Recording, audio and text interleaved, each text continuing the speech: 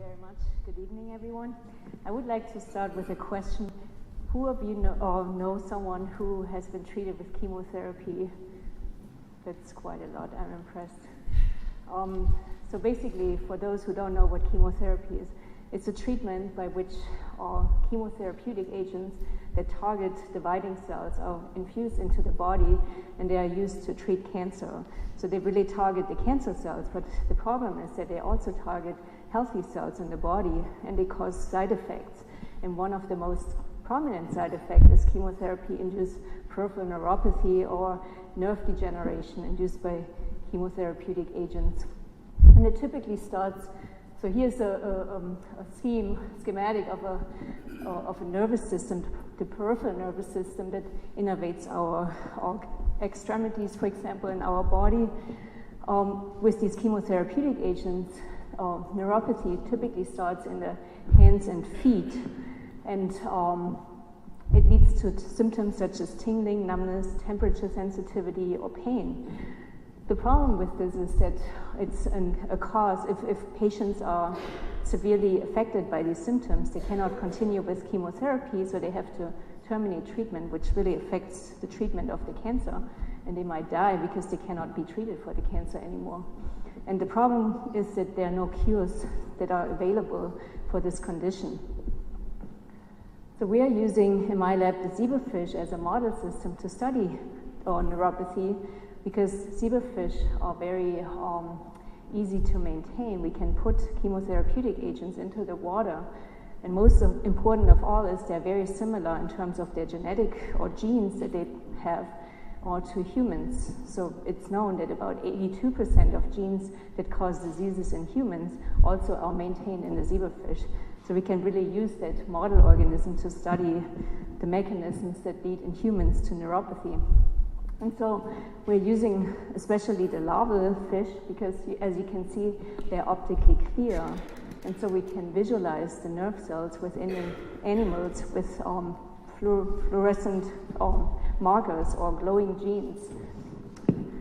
So here you can see a zebrafish in which we have visualized the nerve endings in the skin, and we can now add a chemotherapeutic agent such as Taxol, for example, to the water, and we can study how these nerve endings degenerate over time. And as you can see on the left, there's a healthy animal, and you can only see the tail fin in this particular case. And on the right, there's a fish that has been treated with Taxol, and you can see how the nerve endings in the distal fin are degenerating. And so we can use this model to ask, can we identify treatments for neuropathy? And so we can treat these fish with Taxol, for example, or other chemotherapeutic agents, and then we can add other compounds that could be candidates to treat this disease or this condition. And so we have identified basically a compound. Can I have the next slide, please? We have identified a compound or two compounds that target an enzyme in the skin which normally degrades the skin, and when we block the activity of this enzyme, we can block nerve degeneration. And so this is just a graph on the left where we look at nerve regeneration, because we also know that regeneration is impaired when we treat with chemotherapeutic agents, and we can find that if we treat with Taxol, then regeneration is impaired. You can see a reduction in the amount of regenerating nerve endings, and if we treat with these compounds, we can rescue this effect, and we can also treat together with the chemotherapeutic agent to look at degeneration, and we can now prevent degeneration. So if we have these two compounds present, then nerves don't degenerate anymore. And so we are currently performing studies in mammals, in mice, and also rats, and I've recently obtained a grant from the Maine Technology Institute to do those studies. And we are asking whether we can validate these findings from the zebrafish in the rodent model, and we want to ultimately develop these treatments for human applications.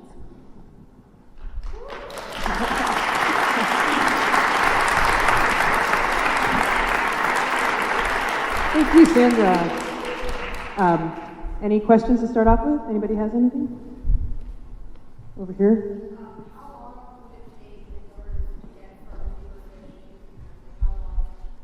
So the question is, how long will it take to go from zebrafish to humans? So I think one of the steps is we have to first prove, or we have to look at the toxicity of these drugs in the context of a mammalian system. Usually mice or rats are used for that. And so once we have passed this stage, we can initiate some clinical trials. And it always depends on the money, of course, if we get enough funding for that. But it could be at least 5 years or longer. Yeah. Has your research found anything out with peripheral neuropathy that doesn't involve chemotherapy, other forms of it perhaps? We personally have not looked at other neuropathies yet, but there are so many different causes for neuropathy, like diabetes, for example. 50% of diabetic patients suffer from neuropathy throughout their life or throughout the disease course.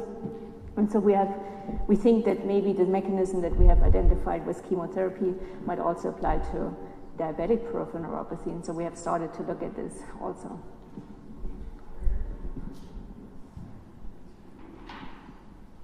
Is it at all possible that the treatments that you're doing, while better for the nervous system, would impede the effectiveness of chemotherapy treatment? It's also another possibility, so we have to look at this and use rodent models with tumors, for example, to see if those drugs that we found don't inhibit the tumor treatment, or maybe even make the tumors grow. But I think the target that we have identified, this enzyme, it also is active in tumors, and so it might be a good thing if we target it to inhibit its activity. We might also treat the cancer at the same time. I noticed that where you treated, you encouraged regeneration on the tails, that it actually was greater than a healthy. So is that a problem? Could you have like crazy cells growing? I don't think it was greater. Maybe it was the other graph. It was a little bit greater. When we prevented it, it seemed to be that they're slightly more. It's not significant statistically, but we weren't able to completely have the nerve regeneration restored to the amount that normally occurs after an injury, for example. But I think we have the hope that potentially nerves that are already degenerated, we can promote their regeneration later.